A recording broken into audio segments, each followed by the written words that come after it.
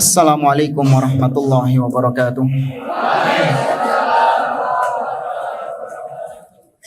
Innal hamdalillah nahmaduhu wa nasta'inuhu wa nastaghfiruh. Wa na'udzu billahi ta'ala min syururi anfusina wa min sayyiati a'malina. Man yahdihillahu fala mudhillalah wa man yudlil fala hadiyalah. Wa asyhadu an la ilaha illallah wahdahu la syarikalah. Wa asyhadu anna Muhammadan abduhu wa rasuluh. Ya ayyuhalladzina amanu taqullaha haqqa tuqatih wa la tamutunna illa wa antum muslimun. Ya ayyuhan nasu taqu rabbakumul ladzi khalaqakum min nafsin wahidah wa khalaqa minha zawjaha wa batha minhuma rijalan katsiran wa nisaa'a wattaqullaha alladzi tasaaluna bihi wal arham innallaha kana 'alaikum raqiba. Ya ayyuhalladzina amanu taqullaha wa qulu qawlan sadida yuslih lakum a'malakum wa yaghfir lakum dhunubakum wa may yuti'illaha wa rasulahu faqad faza fawzan 'azima. Amma ba'd. Fa inna asdaqal hadithi kitabullah wa khairal hadi hadyu Muhammadin sallallahu alaihi wasallam wa syarral umuri muhdatsatuha wa kullu muhdatsatin bid'ah wa kullu bid'atin dhalalah wa kullu dhalalatin finnar. Ikhwani fillah rahimani wa rahimakumullah. Nuwasilu darsana fi syarhin muyassar ala kitab Al-Ajwibatil Mufidah an Asilatil Manahijil Jadidah lil Allamah Shalih bin Fauzan hafizahullahu taala. Al-an wasalna ila su'al as-sadis wa thalathin. Qala as-sa'il, ada seorang yang bertanya kepada Syekh, minas syabab man zahadu fi mutaba'ati durusil ilmiyatil musajjalah wa luzumi durusi ahli ilmil mawthuqin. Kata seorang penanya, di antara para pemuda, para syabab, ada yang malas untuk mengikuti pelajaran-pelajaran, kajian-kajian ilmiah, atau di antara para syabab, para pemuda, ada yang sudah enggan untuk komitmen bersama para ulama-ulama yang terpercaya. Artinya sudah tidak ada kepercayaan, tidak ada ikatan antara mereka dengan para ulama. Wa'tabaruha ghaira hamah au qalilatin nafa'. Mereka menganggap menghadiri kajian-kajian akidah, kajian-kajian ilmiah yang di situ dibacakan qala Allah, qala Rasul, menurut mereka sebagian pemuda ini itu kurang penting atau ya manfaatnya cuma sedikit saja. Wattajahu ilal muhadaratil asriyah allati tatahaddatsu 'anis siyasah wa awdha'il 'alim, di mana mereka akhirnya berpaling. Ya, mereka berpaling dari kajian-kajian ilmiah, kajian-kajian akidah, pelajaran-pelajaran akidah, menuju ke kajian-kajian yang kontemporer, membahas pembahasan-pembahasan kekinian. Ya, apa yang sedang terjadi di dunia ini, ya, fenomena apa yang sedang terjadi, yang sedang viral. Nah, itu yang dibahas di kajian-kajian. Ini sebagian pemuda ini senangnya ikut yang gitu-gitu. Kalau di negeri kita itu biasanya yang sering bahas kajian-kajian seperti ini adalah ustadz-ustadz akhir zaman. Ya, ustadz-ustadz akhir zaman. Nah, itu kan yang dibahas adalah waqi' yang sedang terjadi. Nih sekarang Rusia sedang apa misalnya? Ya apalah yang biasanya sedang terjadi gitu. Sekarang Korea Utara, Kim siapa?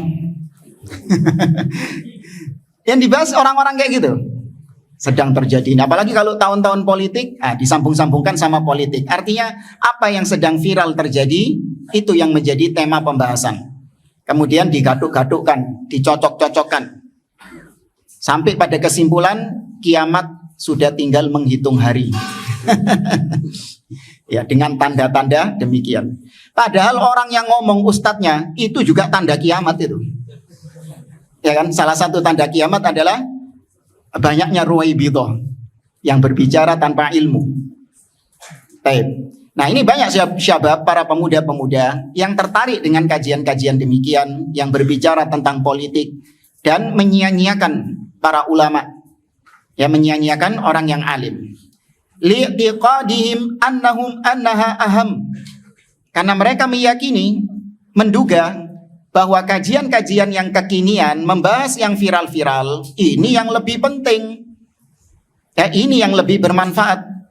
Li'annaha ta'tani bil waqi' fama nasihatukum limithli haula'i syabab. Karena kajian-kajian yang kekinian, yang sedang viral, itu sesuai dengan realita yang memang sedang terjadi. Ya, sudah pernah kita bahas ya tentang fikih waqi'. Kalau dalam istilah para ulama, fikih waqi' itu apa? Kalau ahlu sunnah yang berbicara tentang fikih waqi', berarti maksudnya apa? Apa?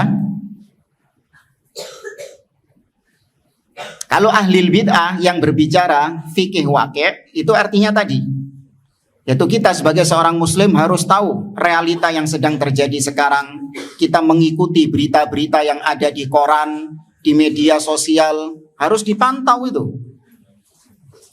Ya, sampai ada yang menyarankan kalau santri-santri itu setidaknya setiap hari dikasih sarapan koran. Ya, suruh baca koran atau suruh baca berita-berita supaya mereka melek dengan realita yang ada. Itu maksudnya fikih waqi' bagi ahli bidah. Kalau ahlu sunnah ngomong fikih waqi' artinya apa? Yaitu seorang ulama ketika dia menetapkan suatu hukum yang kontemporer, maka dia harus melihat waqi' dari realita yang sedang dibahas untuk kemudian akan dihasilkan kesimpulan hukum yang akan ditetapkan.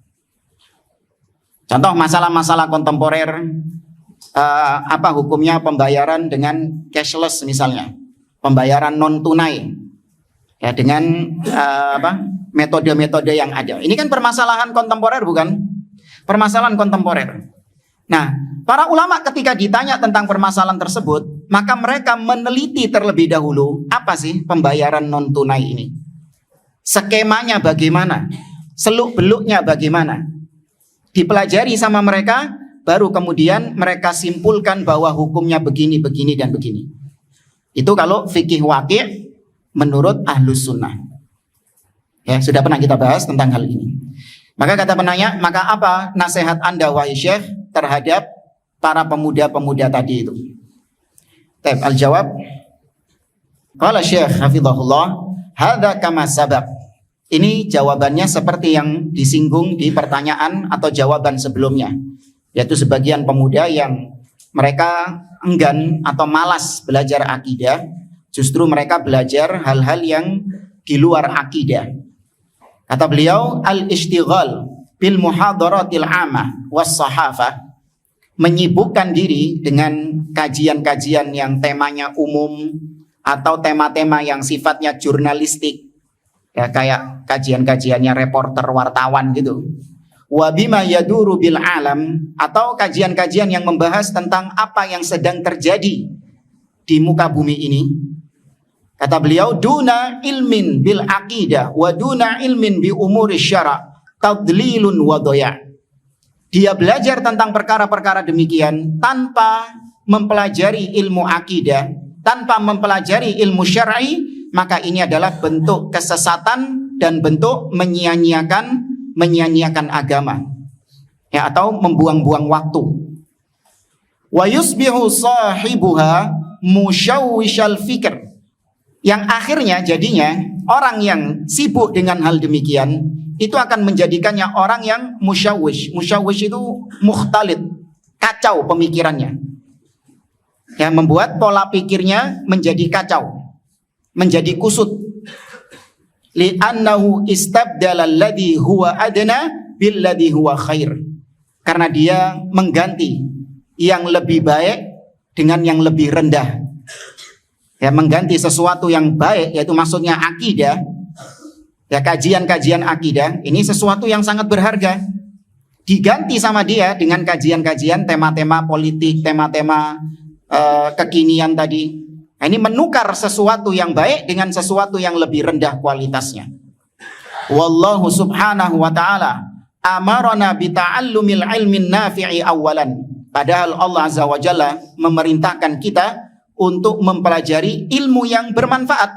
Dan tidak ada ilmu yang bermanfaat, yang paling bermanfaat melainkan ilmu akidah.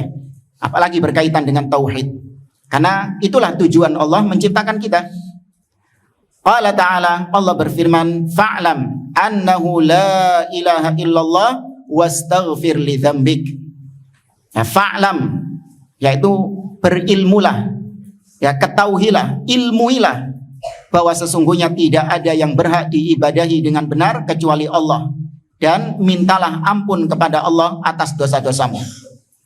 Al-khitab huna yuwajjah ilaman hadhil ayah. Al-khitab yuwajjah ila an-Nabi SAW. Lihat, sekelas Nabi SAW diperintahkan oleh Allah untuk mempelajari tauhid, untuk berilmu tentang tauhid.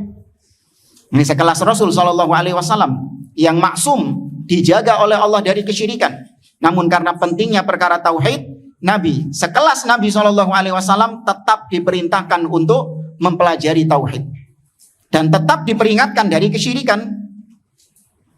Apa ayatnya? Allah mentahdzir, memperingatkan Nabi SAW untuk tidak berbuat syirik. La in asyrakta la yahbatanna amaluk wa la takunanna minal khasirin.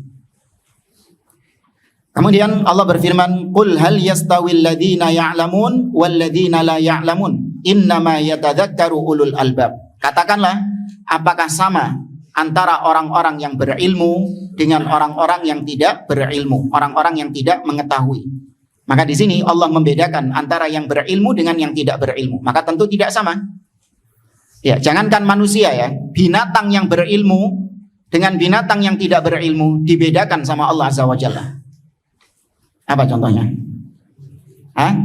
Kenapa anjing? Hah? Anjing kenapa emangnya anjing?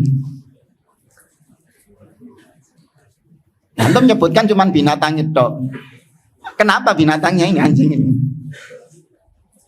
Kalau anjing yang berilmu, kenapa? Kalau yang tidak berilmu, kenapa?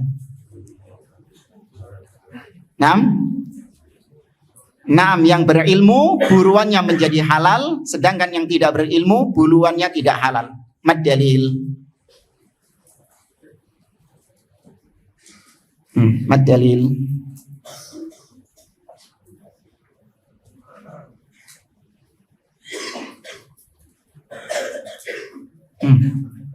La ahad.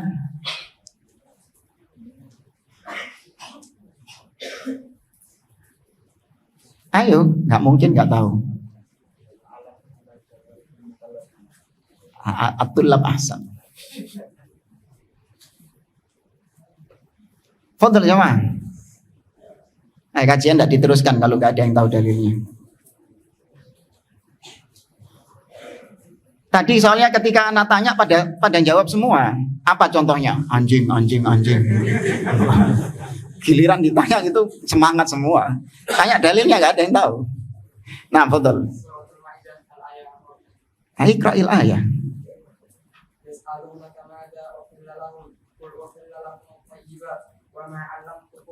Wa ma 'allamtum.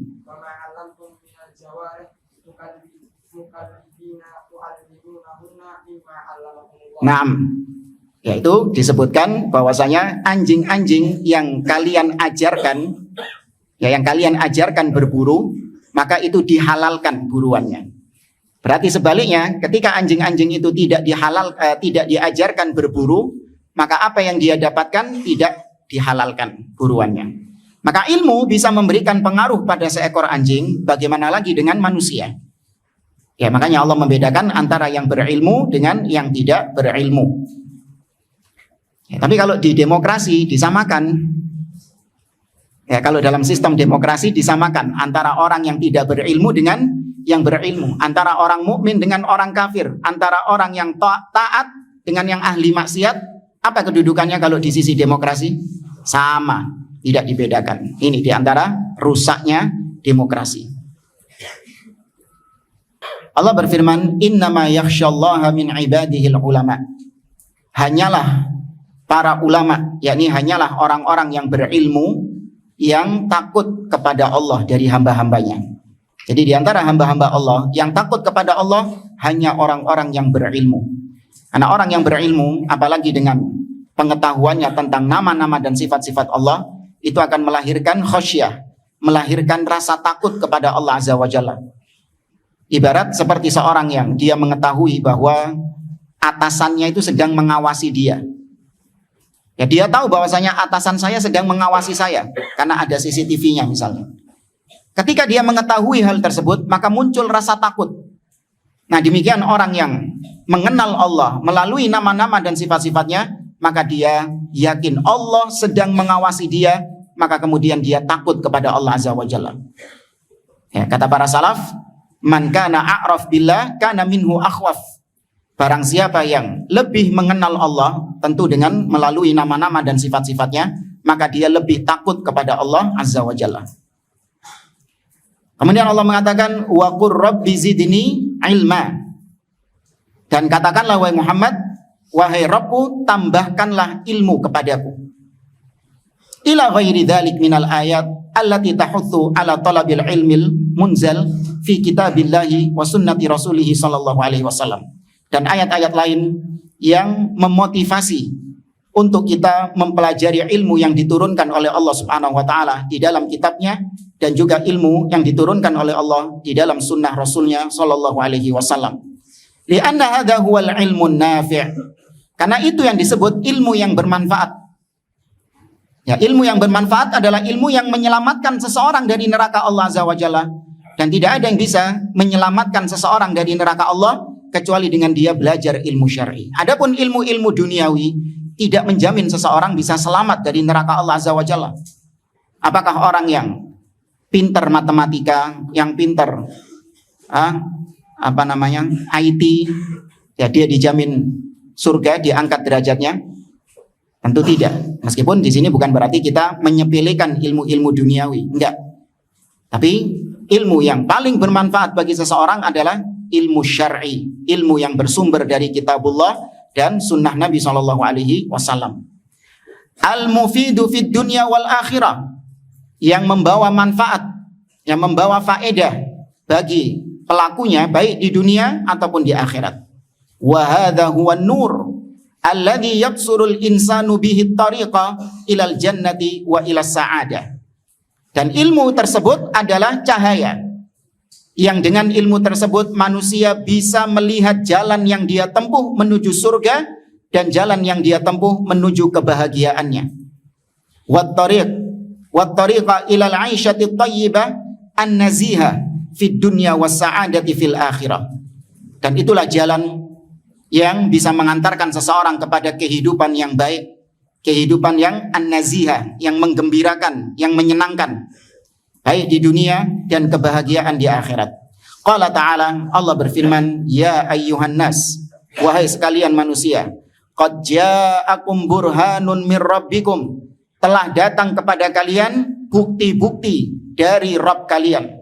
Wa anzalna ilaikum nuran mubina, dan kami turunkan kepada kalian cahaya yang jelas, yang terang benderang. Fa ammal ladzina amanu billah wa'tasamu bihi, adapun orang-orang yang beriman kepada Allah dan berpegang dengan cahaya tersebut, tuh, berpegang dengan ilmu tersebut, apa balasannya? Fasayudkhiluhum fi rahmatin minhu wa fadl, maka Allah akan memasukkan mereka ke dalam rahmatnya dan kekarunia-Nya. Maksudnya kemana itu? Al-jannah, ya, nas'alullaha min fadli. Ini ilmu cahaya tadi, yaitu ilmu yang bermanfaat, itu menyebabkan seseorang dimasukkan ke dalam surga Allah Subhanahu wa taala. Wa yahdihim ilaihi siratan mustaqimah. Dan dengannya Allah akan menunjukkan orang tersebut ke jalan yang lurus. Kata beliau, wa nahnu naqra surat al-Fatihah fi kulli raq'ah min salatina. Dan kita setiap kali salat kita membaca surat Al-Fatihah di setiap rakaat. Karena memang qiraatul Fatihah ruknun min arkanis shalah. Membaca surat Al-Fatihah itu adalah rukun dari rukun-rukun salat. Bahkan dia termasuk akbaru arkaniha, rukun yang paling besar di dalam salat. Kata Nabi SAW, la salata liman lam yaqra bi Fatihatil kitab. Ya, tidak sah salat seseorang yang tidak membaca surat Al-Fatihah.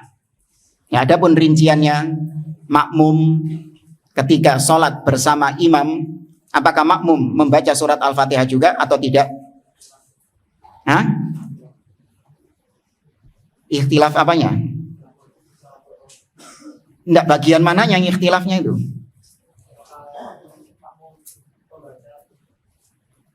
Nah, ya, sisi rinciannya ya Pak, ikhtilafnya.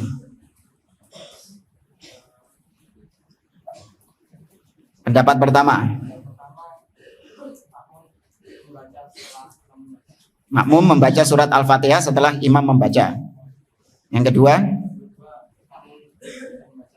makmum tidak membaca sama sekali, mengikuti bacaan imam. Yang ketiga, dua dok. Maka diperinci, kalau itu sholat jahriyah, sholat jahriyah di sini maksudnya imam membaca surat Al-Fatihah dengan keras, dengan lantang.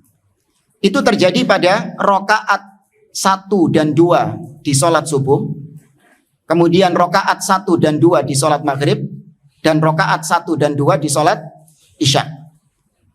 Ya, maka ketika itu betul ikhtilaf, cuman pendapat yang rajih, pendapat yang lebih kuat adalah makmum cukup mendengarkan bacaan imam. Berdasarkan firman Allah Subhanahu wa taala, wa idza quri'al qur'anu fastami'u lahu wa ansitu la'allakum turhamun. Apabila dibacakan Al-Qur'an, maka dengarkan. Diam dan dengarkan agar kalian mendapatkan rahmah.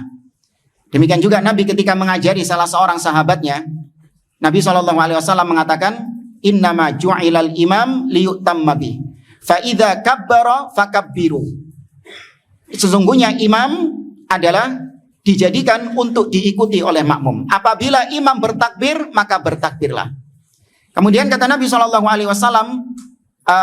wa idza kabbara fa idza qara'a, ketika imam membaca, Nabi nyuruh apa? Fa'ansitu, maka diamlah.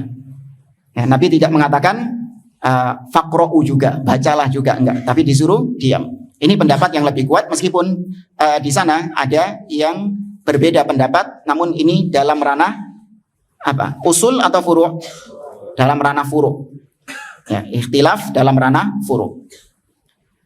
Adapun kalau sholat sirriyah, yakni sholat duhur, asar, rakaat 1, 2, 3, 4, dan juga sholat maghrib di rakaat yang ketiga, sholat isya rakaat ketiga dan keempat, itu masuk sirriyah, di mana imam tidak mengeraskan bacaannya. Maka makmum wajib membaca surat Al-Fatihah. Ya, makmum wajib tetap diwajibkan membaca surat Al-Fatihah.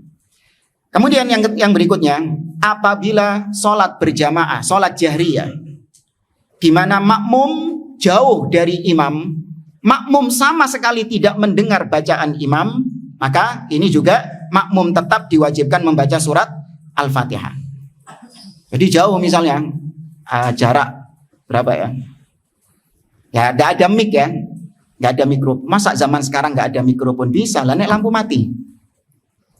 Ya, tengah-tengah sholat lampu mati. Makmum yang ada di belakang shaf sendiri, dengar nggak bacaan imam? Nggak dengar, apalagi imamnya sudah tua. Ya kan, pakai mic saja kadang nggak dengar. Ya, makanya bagi yang seperti ini, makmum tetap diwajibkan membaca surat Al-Fatihah.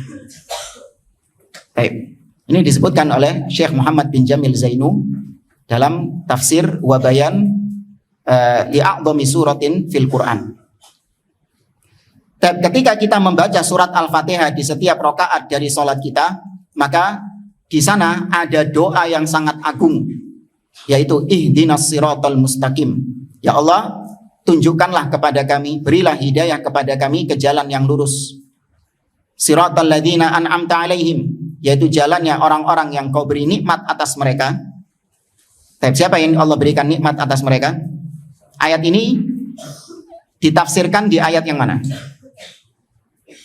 Di antara bentuk penafsiran Al-Quran yang paling bagus adalah menafsirkan ayat dengan ayat. Nah, ayat ini, siratal ladzina an'amta alaihim, itu tafsirnya ada di ayat apa?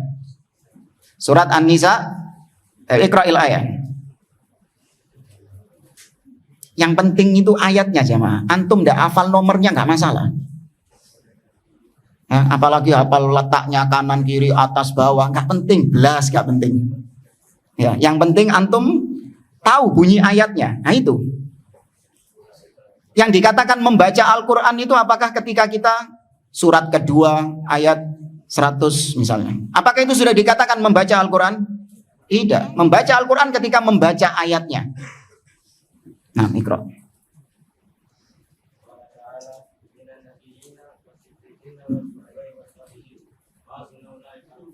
Gak enak toko tengah-tengah. Enak dari awal. Kan pendek itu, bukan ayat yang panjang itu. Salah. Ambil lampas. Nyerah. Ya wis, apa-apa antum.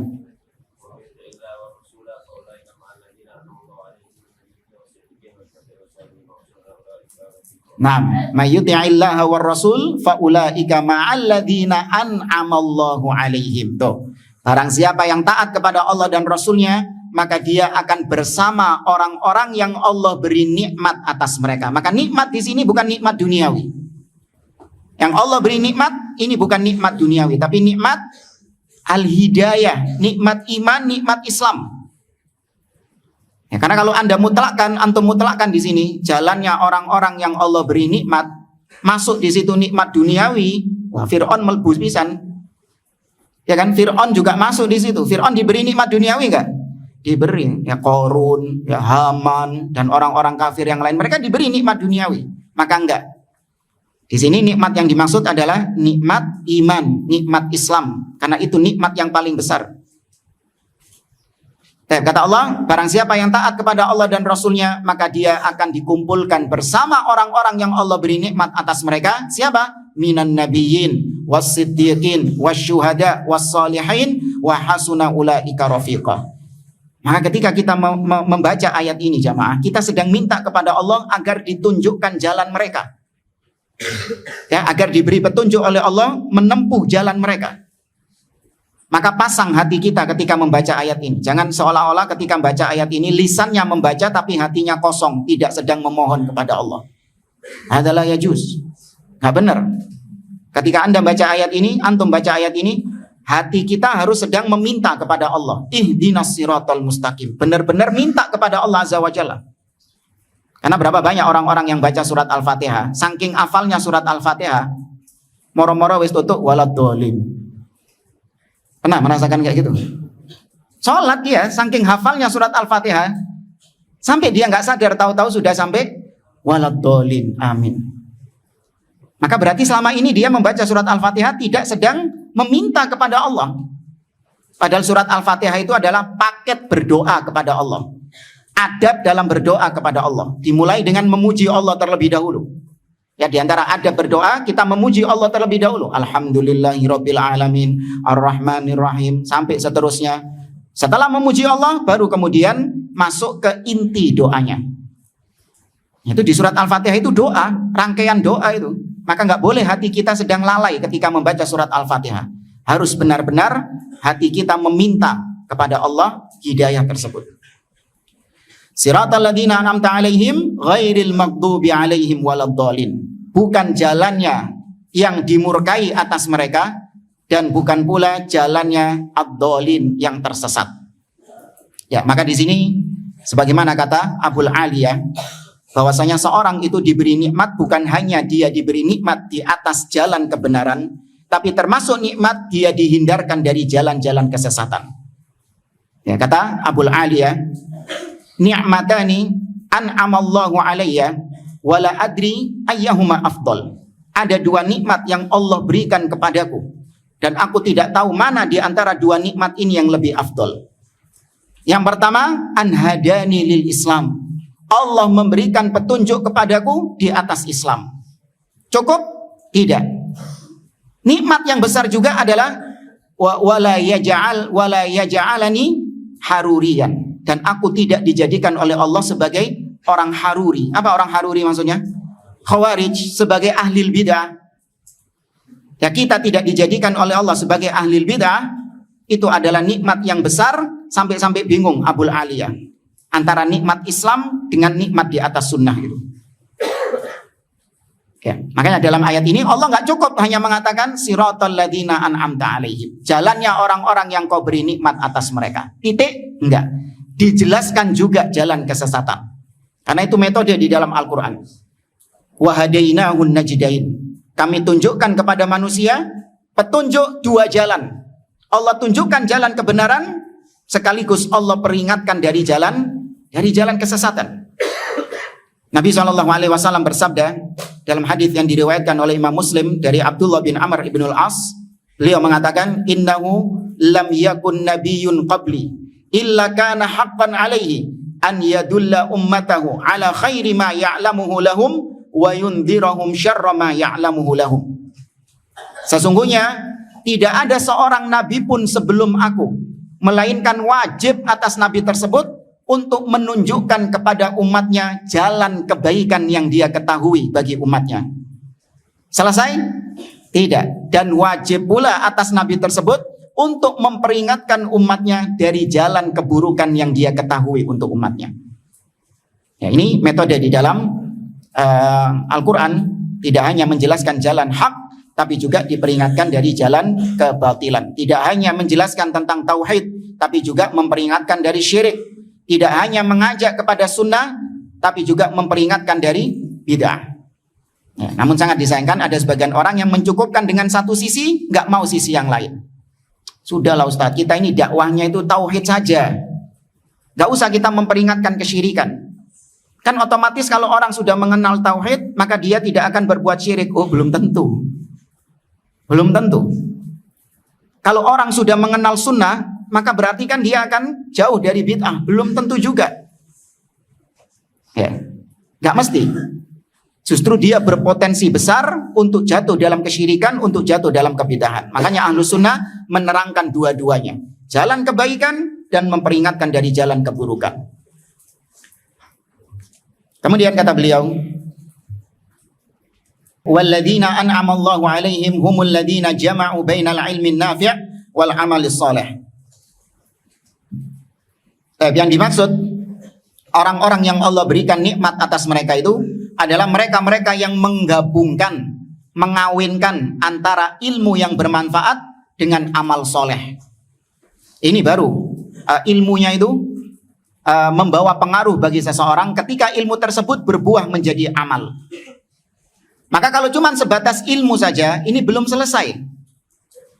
Ya, kalau cuma sebatas ilmu tok, ini belum selesai. Dia baru dikatakan ilmu yang bermanfaat ketika ilmunya ini berbuah apa? Berbuah amalan. Ya, maka jangan stuck, jangan mandek hanya cuman sebatas ilmu hafalan, ya, banyaknya kitab, ya, banyaknya riwayat, mandek sampai situ enggak. Perlunya ilmu tersebut adalah untuk diamalkan ilmunya, untuk dipraktekkan ilmunya. Bukan sebatas koleksi-koleksi saja, koleksi ilmu tapi nggak ada pengamalannya, tidak. Siapa mereka? Tadi sudah disebutkan, minan nabiyyin dan seterusnya. Sedangkan ghairil maghdubi alaihim, orang-orang yang dimurkai atas mereka, humul ladina akhadul ilma wa tarakul amal, yaitu mereka yang memiliki ilmu namun meninggalkan amal. Ya, secara asal mereka ini adalah orang-orang al-Yahud. Tapi tidak terbatas cuman orang Yahudi saja. Karena orang-orang Yahudi, mereka itu memiliki ilmu namun mereka tidak mengamalkan ilmunya. Mereka tahu kebenaran namun tidak mau mengamalkan kebenaran tersebut, mengimani kebenaran tersebut. Ya, diantaranya adalah kebenaran tentang kenabian nubuah Nabi Muhammad SAW. Ya'rifunahu kama ya'rifuna abna'ahum, kata Allah. Mereka tahu tentang Nabi Muhammad SAW sebagaimana mereka mengetahui anak-anak mereka. Namun mereka tidak mengimaninya.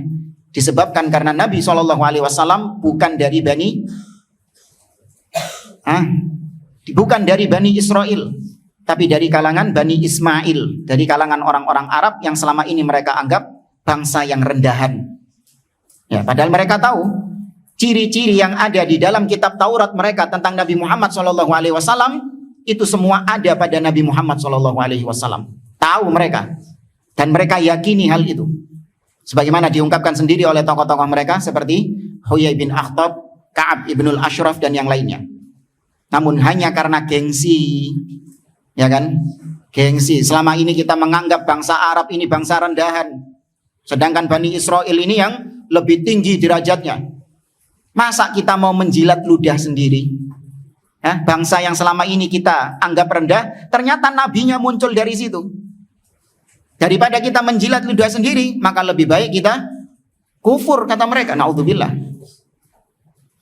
Secara asal itu orang Yahudi, tapi berlaku bagi semua yang mirip dengan orang Yahudi.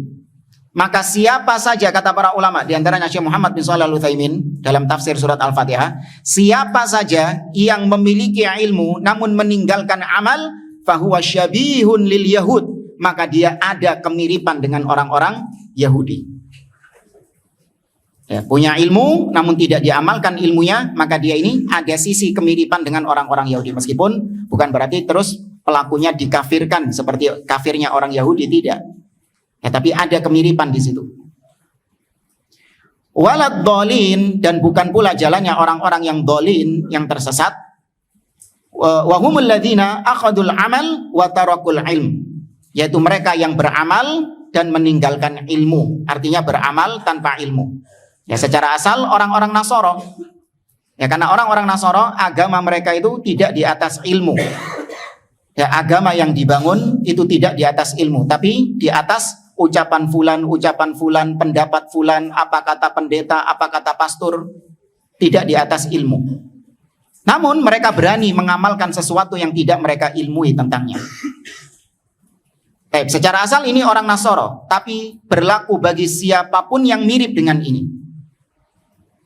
Ya, maka sama seperti kata Syekh Muhammad bin Shalih Al-Utsaimin, siapapun yang mengamalkan sesuatu tanpa landasan ilmu, fahuwa syabihun lin nasara, maka dia mirip dengan orang-orang an-nasara.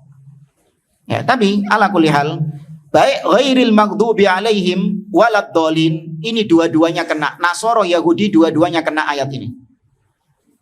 Ya, al-maghdub alaihim, Nasara juga kena. Yahudi kena, Nasara juga kena. Ad-dolin, bukan cuma Nasara saja, Yahudi juga kena. Ya, karena mereka prakteknya sekarang juga mengamalkan sesuatu tanpa ilmu. Ini rincian dari beliau. Fasinful awal, maka jenis yang pertama adalah maghdubun alaihi li'annahu asallaha ala basirah. Dia itu dimurkai. Kenapa dikatakan maghdub, dimurkai? Karena dia mendurhakai Allah di atas ilmu yang dia ketahui. Ya, dia mendurhakai Allah di atas ilmu yang dia ketahui. Sedangkan wasinfut tsani, golongan yang kedua adalah dhalun, tersesat karena dia mengamalkan sesuatu tanpa landasan ilmu. Ya, dia mengamalkan sesuatu biduni ilmin, li'annahu amila biduni ilmin. Ibarat, kenapa dikatakan tersesat? Ya, ibarat seperti orang yang jalan tanpa arahan ilmu sama sekali. Nah, ini kebetulan ini tadi berangkat ke sini itu kita dikasih ilmu. Jalan bisa nyampe ke sini. Ya, kita dikasih ilmunya. Ya, sama sebagian asatidzah itu nanti lewat sini, nanti belok sini. Nah, itu sebelum berangkat dari rumah sudah kita pelajari petanya, maps-nya itu. Ya. Apa jadinya kalau misalnya, pokoknya jalan sudah. Iya, mau lewat mana pokoknya jalan. Nyampe sini enggak? Enggak, tersesat. Tersesat. Makanya dikatakan tersesat karena dia berani jalan namun tanpa landasan ilmu. Enggak tahu mapnya, nekat jalan, akhirnya nyasar, sesat, tersesat. Ya, tahu-tahu sudah nyampe tengah sawah misalnya. Nah, wala yanju illal ladzina an'amallahu alaihim, maka tidak ada yang selamat, maksudnya selamat dari azab Allah kecuali yang Allah berikan nikmat atas mereka, yaitu nikmat iman. Wahum ahlul ilmin nafi' wal amalis soleh. Mereka lah orang-orang yang memiliki ilmu dan mengerjakan amal-amal soleh di atas ilmunya yang dia pelajari itu. Fayajibu ayyakuna hadalana ala balin. Maka ini yang seharusnya kita ini kita perhatikan, yang kita fokuskan, yaitu memiliki ilmu dan mengamalkan ilmu tersebut. Kata beliau, wa amal ishtighal biwaqi'il asr, adapun menyibukkan diri dengan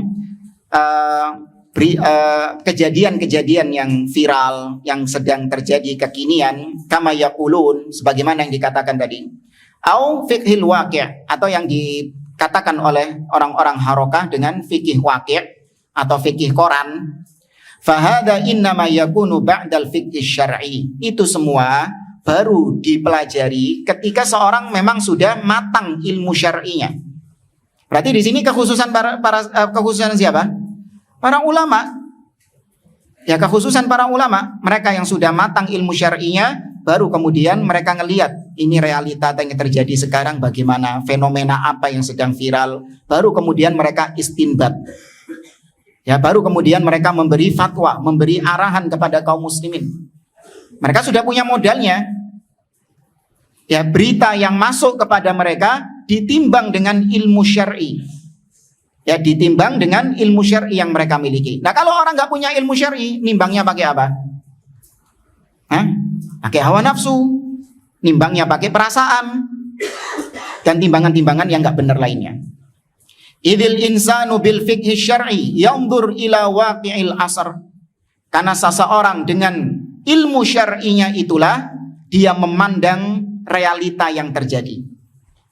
Ya, dengan kacamata syar'i yang dia miliki itu, dia bisa melihat realita yang sedang terjadi, yang sedang viral itu. Nah, itu harus punya kacamatanya dulu.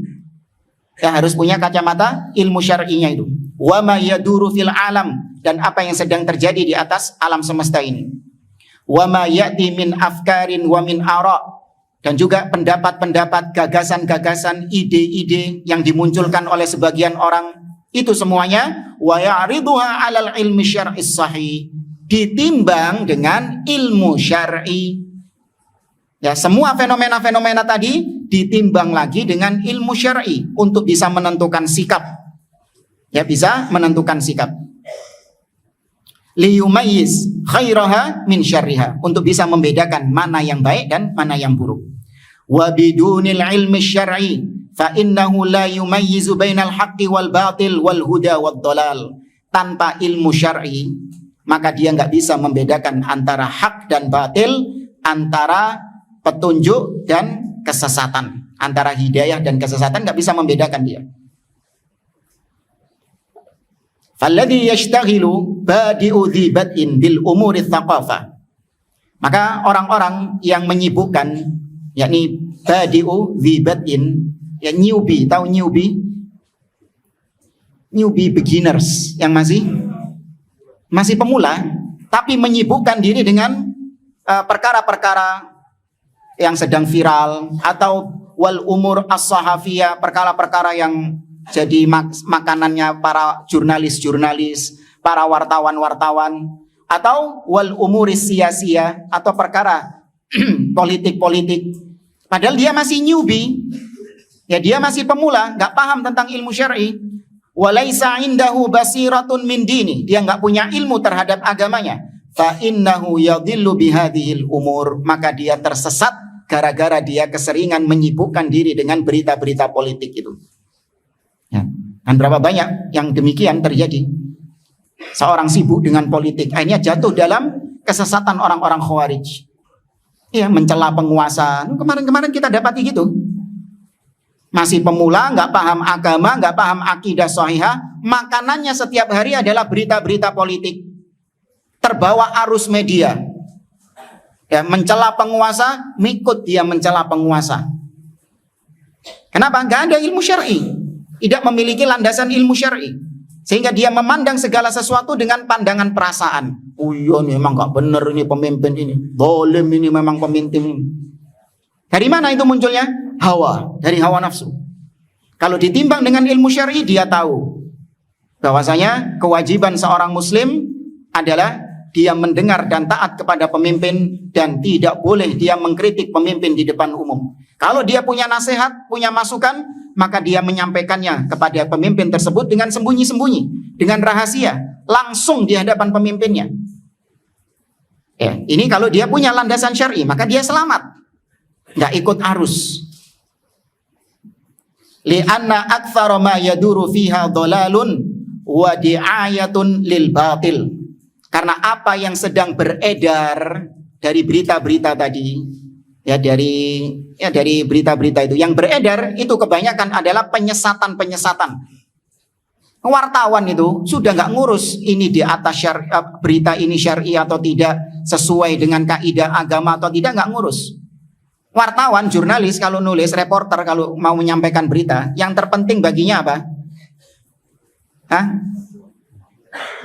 Yang penting masyarakat itu tertarik dengan beritanya sehingga banyak dibaca, banyak ditonton beritanya. Makanya mereka membuat judul-judul yang clickbait. Tahu clickbait?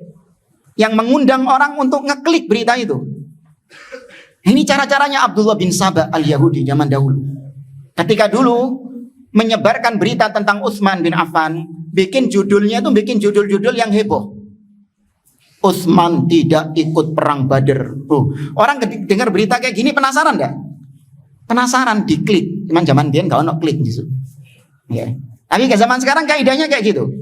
Bikin judul yang mentereng, ya kan? Bikin judul yang mentereng untuk menarik perhatian masyarakat agar membaca, agar ngeklik. Kalau sudah ngeklik maka iklannya masuk.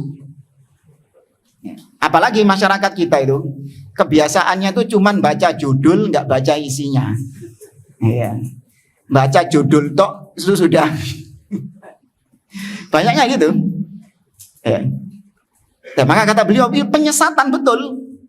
Berita-berita kayak gitu, berita-berita seperti itu adalah penyesatan dan di'ayah, yakni propaganda kebatilan. Orang kalau baca, pemimpin punya kebijakan ini, pemimpin punya kebijakan ini. Kalaupun memang benar pemimpin punya kebijakan demikian, cuman bahasa-bahasanya para reporter wartawan, ini bahasa yang orang kalau baca hatinya panas, menimbulkan kebencian kepada pemimpin.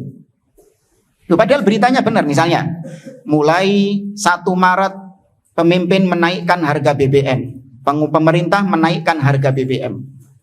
Benar, memang dinaikkan harga BBM-nya. Cuman bahasanya ini memang keahliannya mereka ini. Bahasanya wartawan, jurnalis ini. Kita baca, nggak sadar kalau selesai baca, kesimpulannya kita semakin apa sama pemimpin? Semakin membenci. Misalnya, disebutkan sama wartawannya. Dalam 1 tahun, pemimpin telah menaikkan sekian kali BBM. Mek ngandani ngono tok, cuman bilang gitu tok. Orang yang baca sudah apa? Sudah marah dia. Ini gak bener ini. Mosok setahun ping 5 dimunggakno BBM ini. Dalam 1 tahun BBM dinaikkan 5 kali misalnya. Baca gitu tuh sudah apa? Marah, mendidih. Apa? Sumbu pendek. Disumet sebentar sudah meledak. Gak pakai lama. Disumet sebentar sudah meledak. Tapi itu propaganda. Wa zukhrufun minal qawli wa ghururun, ya, dan ucapan-ucapan yang dibungkus dengan indahnya, yang itu semua adalah ucapan-ucapan yang menipu. Nas'alullahal afiyah wassalamah. Maka kita memohon kepada Allah keselamatan. Wallahu a'lam bissawab.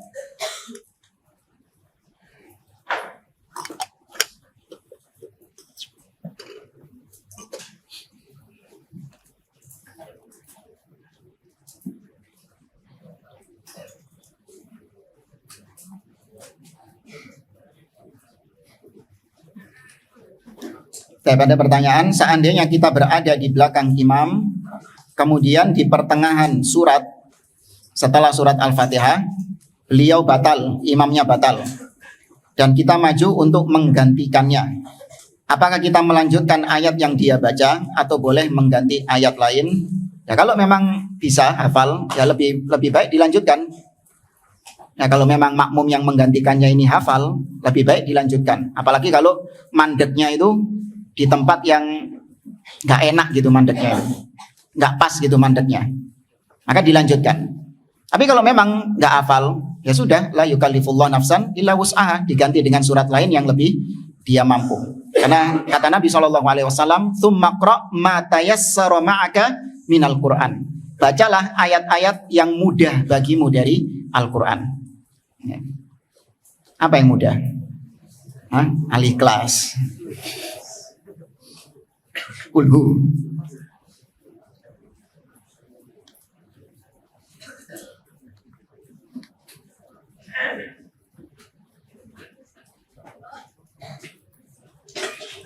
Assalamualaikum Ustaz, apakah boleh memelihara anjing untuk berburu? Ngapain? Makanan tersedia dengan melimpah ruah, ngapain berburu? Aneh-aneh antum nih.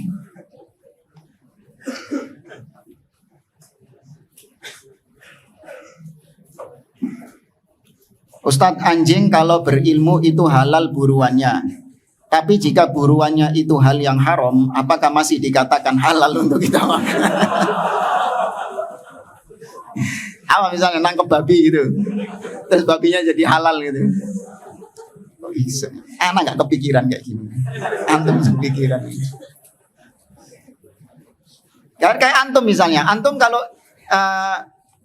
misalnya nangkep apa misalnya, antum nangkep kambing. Ada kambing di hutan, antum tangkap. Halal nggak buruannya? Halal, antum yang menangkap kan. Terus kalau antum nangkap babi, haram. Nah kalau anjing yang nangkap babi jadi halal, masa anjing lebih mulia daripada antum? Apa maksudnya ya?